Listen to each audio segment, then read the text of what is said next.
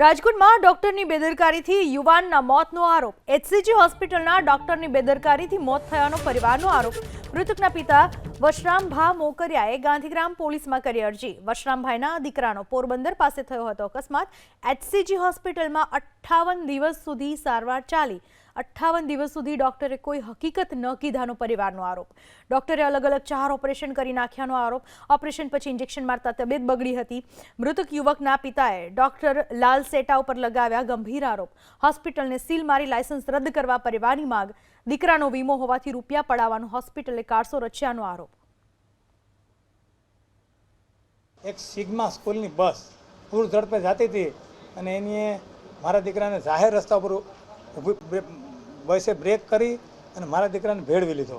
મારો દીકરો એમાં મતલબ ભેળવાઈ ગયો અને અકસ્માત થઈ ગયો। એટલે અમારે જે સહાદીમાં 3 લાખ રૂપિયા 4 લાખ રૂપિયા અમારું એમાંથી પૈસા કપાણા।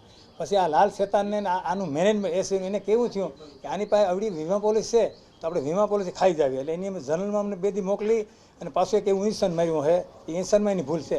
અને આ એચસીજી હોસ્પિટલ એટલે ખરેખર હું તો સરકારને કહું હાથ જોડીને કે ભાઈ મેં તો મારો 6 વર્ષનો દીકરો ગુમાવ્યો, મેં એને કેમ ભણાવ્યો, કેમ નોકરીમાં લગાડ્યો, અમે આ કંઈ મીડિયાનો સહારો અને અમે એની એફઆઈઆર દાખલ કરી કે હવે મારો દીકરો તમે ગુમાવ્યો, આ જગ્યાએ કોઈ બીજાનો દીકરાનો ભોગ ન બને।